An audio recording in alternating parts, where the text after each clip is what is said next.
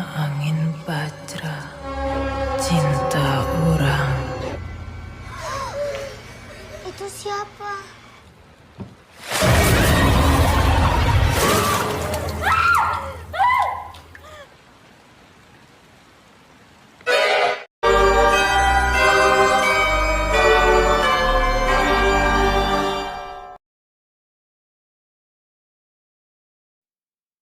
Halo guys, selamat datang kembali di Zitori ID. Setelah film Danur 1 dan 2, kali ini Mimin masih akan menceritakan filmnya Teresa, yaitu lanjutannya Danur 3 yang berjudul Sunyaruri. Film ini menceritakan tentang kejadian mengerikan yang langsung dialami oleh Teresa sendiri, yang mana Teresa diteror oleh sosok hantu mengerikan yang mencelakai Teresa karena ingin menculik teman-temannya. Bagaimanakah Teresa mengatasi siksaan dan bahaya dari hantu tersebut? Oke, sekedar informasi bagi kalian semua bahwa keluarganya Teresa ini kebanyakan diberikan anugerah kemampuan untuk berkomunikasi dengan makhluk halus. Kalau penasaran silahkan cek di YouTube-nya, yaitu Julna Risa. Oke guys, tanpa basa-basi lagi, tolong bayar dong tiket nontonnya dengan like, komen, dan subscribe video ini. Dan ini dia ceritanya. Di awal film diperlihatkan tentang kehidupan sehari-harinya Teresa, yang merupakan seorang penulis. Lisa tinggal berdua bersama dengan adiknya Riri karena orang tua mereka sedang berdinas di luar negeri. Lisa sekarang sedang menulis sebuah novel. Ia menuliskan tentang kisah dan pengalamannya sebagai seorang yang memiliki kemampuan untuk berdialog dengan hantu. Karena hal tersebut, Lisa tidak memiliki teman sama sekali. Orang lain selalu menganggap bahwa Lisa ini aneh karena Lisa terlihat suka berbicara sendiri. Hal tersebut membuat Lisa merasa kehidupannya tidak normal dan kesepian. Walaupun seperti itu, Lisa memiliki 5 teman hantu anak kecil Belanda yang bernama Peter, William, Hans, Jansen, dan Hendrik, yang biasa dipanggil dengan Peter CS. Mereka ini hantu yang sering membantu Lisa ketika ia dalam bahaya. Namun kadang mereka membuat Lisa kesal karena sikap kekanak-kanakan mereka yang tak memberikan waktu kepada Lisa untuk bersosialisasi dengan orang lain. Hari itu adalah hari ulang tahun pacarnya Lisa yang bernama Dimasta. Lisa mengadakan acara ulang tahun Dimasta di rumahnya. Karena tak mau kehilangan Dimasta, Lisa merahasiakan kemampuan supranaturalnya. Acara ulang tahun Dimas berjalan dengan menyenangkan. Tapi Lisa merasa kesal karena teman-teman hantunya terus saja berbuat ulah. Lisa pun marah terhadap mereka. Selesai acara, salah satu teman Dimasta sedang membuat video review rumah Lisa. Namun, dari dalam kamar mandi, ia mendengar suara perempuan bernyanyi tentang boneka.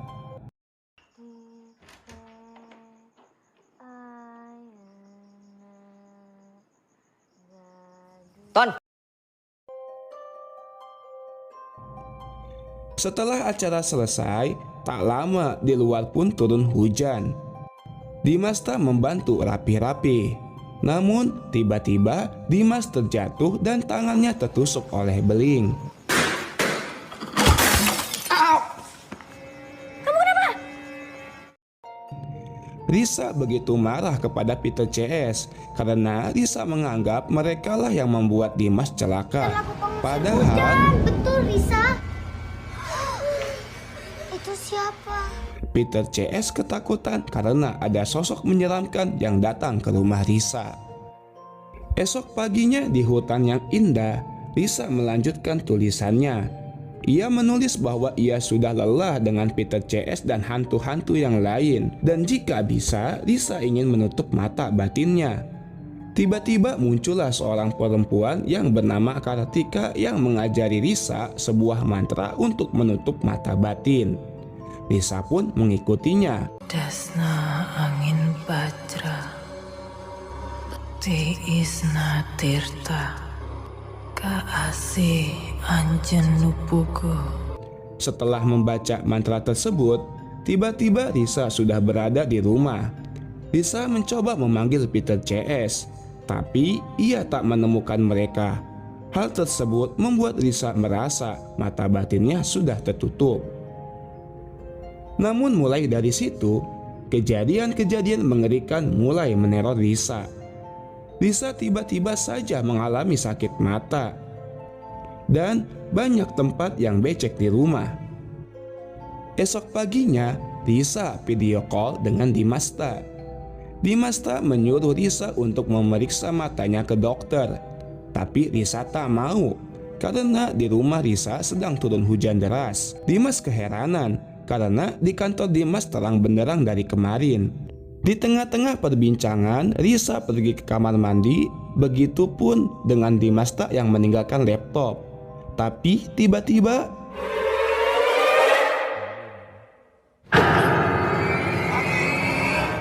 muncullah sesosok hantu yang menyeramkan.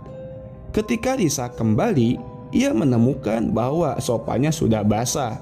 Dan anehnya lagi, banyak halaman naskah novelnya yang hilang. Risa menganggap hal tersebut adalah ulahnya Peter CS.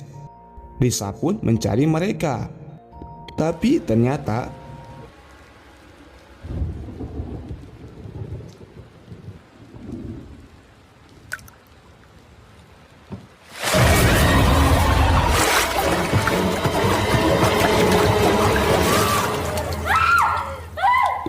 kepala Risa ditenggelamkan oleh sosok hantu mengerikan tadi.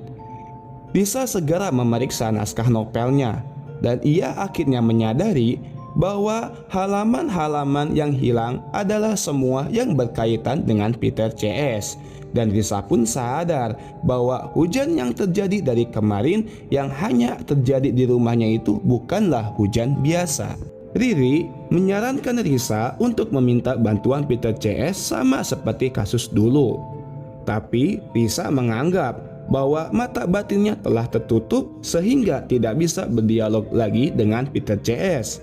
Sampai-sampai kini Risa menyesali perbuatannya tersebut dan ia kesepian karena ditinggal oleh Peter CS.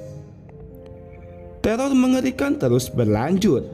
Risa yang tertidur di tengah-tengah pekerjaannya tiba-tiba diganggu oleh sosok hantu yang mengerikan tadi.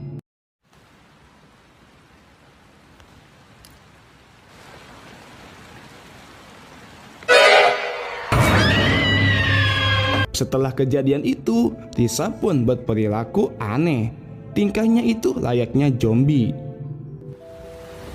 Hujan tak berhenti turun dan mata Risa pun semakin membengkak. Namun Risa hanya diam saja. Riri yang khawatir akan keadaannya Teh Risa pun mencoba menghubungi Dimasta.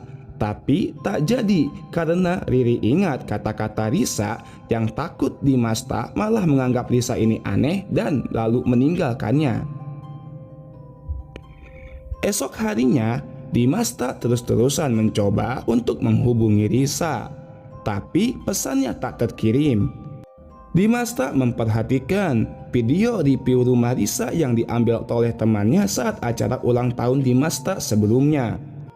Dan dari video tersebut terdengarlah ada seorang wanita yang menyanyikan lagu boneka untuk memanggil Peter CS. Dimasta mencoba menelepon Risa dan terdengarlah suara HP Risa yang ternyata dibawa Riri yang ingin menemui Dimasta. Riri menjelaskan apa saja yang sebenarnya terjadi. Kak Dimas percaya hantu? Di rumah, Risa menyanyikan lagu boneka untuk memanggil Peter CS.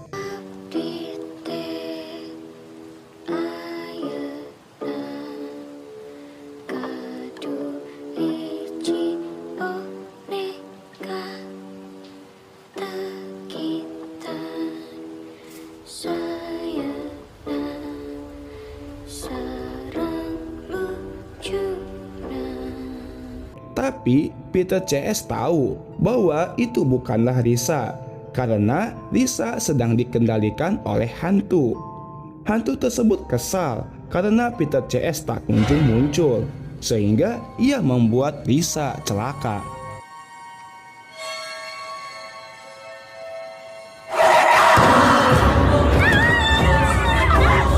Karena rasa sakit yang dialami, Lisa pun tersadar dan langsung melarikan diri. Lalu ia segera berzikir. Saat berzikir tersebutlah akhirnya Peter CS dapat berbicara dengan Lisa. Peter CS ini bilang bahwa mata batin Lisa itu sebenarnya tidak tertutup. Ia telah ditipu oleh hantu tersebut. Akhirnya Lisa sadar bahwa hantu tersebut adalah Kartika yang membisikkan mantra sesat sebelumnya.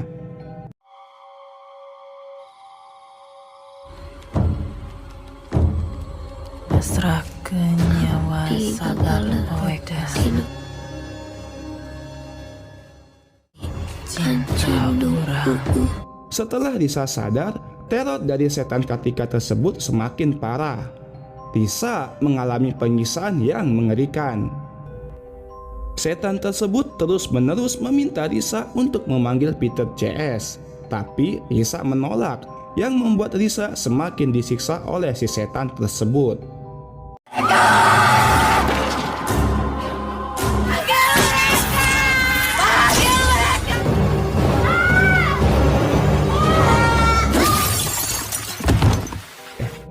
Peter CS yang tak tega Lisa dalam bahaya, kemudian muncul untuk menyerahkan diri mereka agar Lisa bisa selamat. Lalu Peter CS pun diculik oleh Kartika yang lalu pergi entah kemana.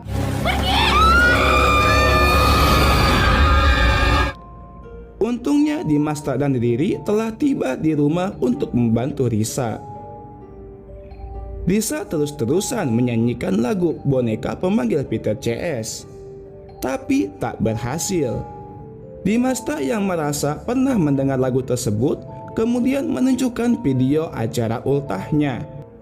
Dan ternyata yang menyanyikan lagu boneka pemanggil Peter CS tersebut adalah Raina, teman kantornya Dimasta.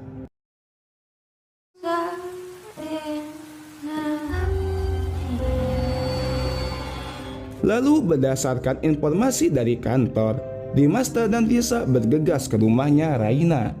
Sesampainya di sana, Lisa harus berpisah dengan Dimasta karena tiba-tiba pintu gerbang tertutup dengan sendirinya dan tak dapat dibuka.